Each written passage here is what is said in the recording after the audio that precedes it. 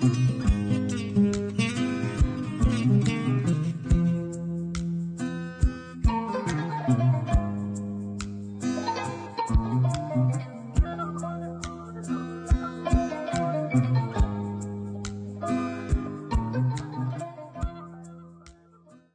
mu nekk ni àdduna bi surtout ñun ñu ngi nekk frontière entre le Mali et le Sénégal dañuy dugg côté bu nekk la ñuy duggee bu ñu duggee nag ñëw si ñu dëkk bi dañuy jël doo leen xamee sax parce que solo ñu lii pour naa ne lii la mais si bàyyi xel bi moom ngay mun a xam ba xam kii ban façon nit la ak lu muy wut si pour nga mun a wax sa njaboot ñu gën a góorgóorlu moytu. am na benn réew bi ñu dëndal mooy Mali ñun frontière lañ dëkk diggante Mali ak Sénégal diggante Guinée Sénégal ñaari frontière loolu la ñu sës te léegi am na Mali foofu kenn nelawut ndax li fa xew. Mais surtout dans les frontières où actuellement c'est la tension, où actuellement ça fait, voilà, on a peur de tous ces mots qui gangrènent là-bas, à savoir l'extrême violence, à savoir la délinquance, à savoir les drogues, ainsi de suite. Donc nous sommes menacés en tant que population de Kédougou, du Sénégal, mais surtout dans les zones frontières. Il y a un risque qui est là, parce que la région de Kédougou, c'est une région transfrontalière au Mali, dont on connaît les actualités, à la Guinée aussi, et que la frontière elle est trop poreuse. Donc dire que la région de Kédougou doit être outillée par rapport à cette menace qui peut peser sur la région, raison pour laquelle parler de cette prévention de l'extrémisme violent, sensibiliser la population, leur donner les modes opératoires, leur donner aussi la manière d'en parler, d'en discuter au sein de la communauté est une chose importante. Donc je crois que surveiller nos frontières, sensibiliser, renforcer les capacités des femmes, c'est que je ne cesserai de dire, renforcer les capacités de Badjanougor, ça va beaucoup aider les autorités à lutter contre ces fléaux-là de notre région en ce moment. Dans une région comme Tambacounda, qui est une région transfrontalière qui est traversée par 4 pays, donc je crois que la formation est de taille pour outiller vraiment les femmes leaders que nous sommes et les Badjanougor pour vraiment aider toute la population, la communauté à être vraiment alerte, à être vraiment au fait de ce qui se passe dans nos frontières, mais aussi détecter les signes précurseurs de l'extrémisme violent, parce qu'en réalité, tout ce qui se passe dans cette région-là, la région de Tamba, provient des fois des frontières sans qu'on prête attention. On a contextualisé, vu les problèmes qui se posent au niveau des frontières. Donc le contexte, c'est dans ce sens-là, parce qu'on a vu avant, ce sont les forces de l'ordre et de sécurité qui luttaient contre l'insécurité et la paix. Mais aujourd'hui, on a jugé nécessaire qu'il y a d'autres forces, d'autres acteurs qui doivent intervenir dans le système. Donc c'est ainsi qu'on a essayé de former les femmes leaders et les Badjanougor pour vraiment appuyer les forces de l'ordre et de sécurité. Nous sommes vraiment entre le Sénégal à ma gauche, la Mauritanie à ma droite. Le Sénégal, c'est Bakel Sénégal. La Mauritanie, c'est Gourey, mais on dit aussi Bakel Mauritanie. Et juste derrière moi, si on prolonge un peu vers la boucle qui est là-bas, on va vers Koungani et Djagedi. Et juste après, nous allons partir dans un village qui s'appelle Djogontro. Tout ça, c'est du côté de la Mauritanie et qui fait face à Tefsirga du côté malien et puis Goudiri du côté sénégalais. Donc vraiment, nous sommes à la trijonction entre les 3 pays, Mauritanie, Mali, Sénégal.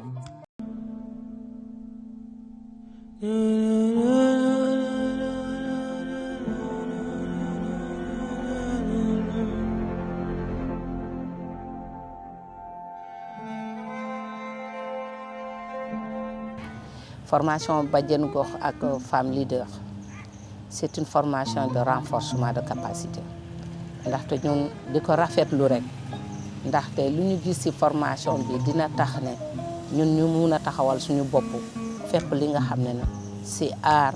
ak moytu lépp dañ koy mun ndaxte à travers formation bi am nañu lu bare lu ñu xamoon sax yokk na lu ñu xamul woon tamit xam nañu ko si. Vraiment formation bi moom c'est venu à son heure parce que ñun ay mère de famille lañ ñun ñooy mère de famille ñun ñooy représenté communauté bi ñun ñooy toog di waxtaan ak jigéen ñi ñun ñooy organiser ay tontine di toog di waxtaan parce que ñun on a accès parce que am nañ accès avec beaucoup de femmes dañuy waxtaan ak ñoom dañuy def ay tontine léegi comme genre formation yi am nañ ko mun nañ toog ak suñu ñeneen naataangoo jigéen ñi ñu waxtaan ak ñoom si li nga xamante ni moo xew ñu bàyyi si xel. Formation ni Kenya formation ni bentale kende est ce que hakkilo me intum malon hakkilo do soto bi intum mawolo mbe silandin kudola do bayta bola wola parce que munna ni be silandin kuola i xamako soto même benala i dafe ime ku soto no ake woye bari ñaño ke ni kon. Nous avons appris les techniques de plaidoyer et de sensibilisation pour renforcer les capacités des femmes, comme au Sénégal on les appelle des Badiane Gox, et chez nous en Mauritanie on les appelle des Muhajidat. Donc vraiment, je remercie Partenaires de nous avoir offert cette opportunité de renforcer les capacités de ces femmes. Nous avons eu beaucoup d'échanges et nous avons beaucoup appris dans le cadre des échanges transfrontaliers. Parce que du côté de la Mauritanie, la Mauritanie, nous avons les 3 frontières. Et les femmes ont su, avec la méthode participative de Partenaires, elles ont pu quand même échanger avec les formateurs. Et je crois qu'à notre retour, elles auront les moyens et les capacités de restituer ce qu'elles ont appris pendant ces 3 jours. Formation bi jàng naa ci lu bëree bëri bi ma ci gën a neex mooy maanaam ñi nga xam ne ñooy organisation extrémiste violence maanaam mode d'action maanaam pexe yi nga xam ne moom la ñuy def ba dugg ci biir askan wi dugg ci groupe organisé yi ba mën leen a naxtaan ba daal di jot li nga xam ne donc moom mooy seen jubluwaay. beneen bi mooy li nga xam ne mooy utilisation des réseaux sociaux maanaam conséquences yi nga xam ne réseaux sociaux mën na kaa indi su fekkee ne yow jëfandikoo ko ni nga ko war a jëfandikoo. beneen bi mooy ci wàllu information désinformation mésinformation mu nekk ñetti pàcc yoo xam ne yu am solo yoo xam ne xëy na man mii di wax ni tey manqué woon na ci man donc bu ñu ko defee wax dëgg yàlla dafa yokk sama xam-xam. Avec Partenaires West Africa, nous avons passé en revue beaucoup de modules. En tout cas, à mon avis, dont les plus importants, tout a été important, mais les plus importants, c'est la mobilité transfrontalière, mais surtout le rôle des femmes qui est essentiel dans la prévention de l'extrémisme violent. Formation bi tax na ne ñun mun nañ taxaw suñu taxawaay pour li xew Mali mu bañ a dugg Sénégal li ñuy jot ci formation bi ñetti fan yi tax na yokku nañ suñu xam-xam xam nañ cas bu amee ci dëkk bi xam nañ fu ñu war a jaar xam nañ ku ñu war a waxal. Les femmes, ce que les femmes ont appris réellement, c'est comment observer, comment alerter de façon précoce sans se mettre en danger.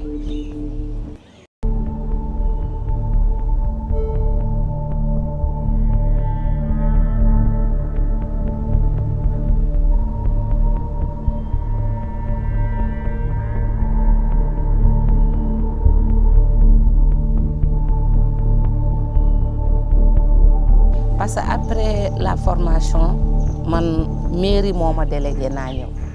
avant tout si sama wàllu bopp man restitution lay def au niveau du mairie su ma defee restitution là ñoom tamit en tant que autorité locale dañuy jéem a woo les conseillères ñu sensibiliser leen ñoom ñëpp ñu nekk au même longueur d'onde si compréhension si formation bi. liñ fi jot a jàng suñ demee dinañ wax ak suñ mbokki bàjjeni gox yi des dinañ ci waxtaan ak ñoom buñ ci waxtaanee ak ñoom ba pare danañ dugg ci population bi population mooy nan en tant que bàjjenu gox suñuy def suñu VAD mën nañu waxtaan ak ñoom ci VAD bi buñ demee tam suñu mbootaayu jigéen nga xam ne ñii am nañ si ñoom confiance ba xam ne suñ leen waxee liñ leen di wax du dem fuñ foo xam ne bëgguñu ko ñu jàllale leen ñoom tam message bi bu ëllëgee lépp luñ ci gis danañu wax bàjjenu gox bi ah ñun kat gis nañ fi lii doy suñ xel wala dara bu ko defee ñun tam ñu jéem ko topp gëstu ko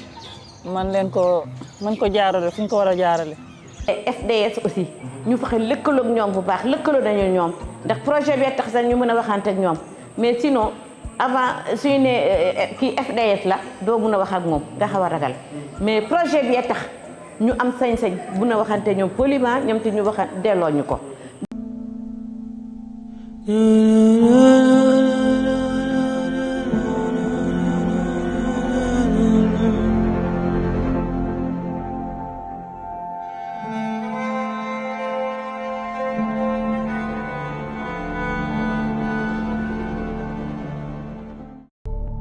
Donc aujourd'hui, si nous terminons cette formation, la première chose à faire d'abord, c'est de démultiplier. Et cette démultiplication, ça se fera par la sensibilisation, cette prévention précoce dont je viens de dire tout de suite. Donc il faudrait qu'on discute avec la population, que tout le monde puisse savoir ce qui se passe. Mais aussi, dans cette discussion, on aura à côté de nous aussi les FDS.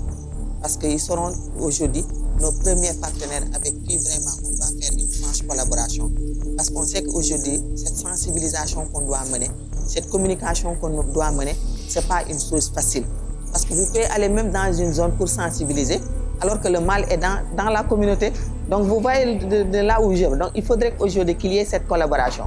Moi, en tant que femme leader, je peux me déplacer, d'aller dans un quartier pour faire une sensibilisation avec la communauté. Et pourtant, dans cette communication, le mal dont je suis en train de parler, le mal est déjà présent dans la communauté. Donc il faudrait maintenant que cette collaboration aussi avec les forces de l'ordre, mais avec toutes les sensibilités qu'on puisse savoir, que ce soit les Jakartamans, parce qu'aujourd'hui c'est des gens qui sont incontournables, les associations de transporteurs, parce que les gens qui quittent la frontière pour venir au Sénégal, nous savons aujourd'hui que nos frontières sont poreuses. Donc toute cette masse de population-là, on fera des déplacements vers eux, discuter avec eux, essayer de voir même pourquoi pas créer des comités dans les quartiers où il y aura des femmes leaders, des badjinougo, il y aura les chefs de quartier, les délégués de quartier, il y aura les associations de jeunes, les ASC, donc pour pouvoir faire un bloc et pouvoir contrecarrer ce mal-là avant qu'il ne soit trop tard. Légui ak dañuy def sensibilisation bi li ma mun a wax ak nguur gi sensibilisation buñ ko defee am na ñi dëkk Falema ci frontière bi waaye li ma leen mun a ñaan ñu yokk suñu réseau bi ndax ñi nekk si frontière bi am na ñoo xam ne réseau doyul leen Malitel moo am doole foofu sooy wootee Mali tak nga jot ko waaye waa Sénégal bu wootee ci frontière bi du ko mun a jot ndax seen réseau Malitel bi moo am doole réseau Sénégal léegi état war na def lépp ci frontière yi fu nekk ñi am réseau ndax cas bu amee ñi mun a dénoncer.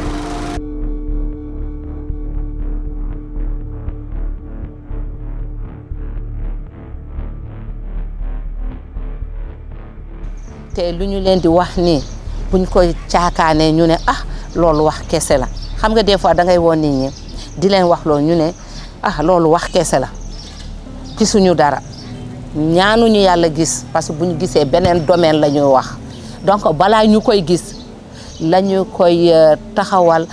lu pulaar di wax ne paloden ñu fagaru d'abord. Ce que je peux dire aux jeunes et aux femmes, que la paix n'est pas seulement l'apanage des forces de sécurité, c'est aussi l'implication de toute la communauté, en particulier de la jeunesse et des femmes. Donc c'est une formation assez importante parce que nous avons parlé du rôle essentiel, central de la femme dans le dispositif de prévention, dans le dispositif de sensibilisation, mais aussi dans le dispositif de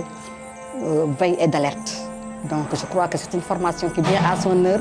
d'autant plus que l'on sait que le Mali est à côté de nous et tout le monde sait ce qui se passe actuellement au Mali.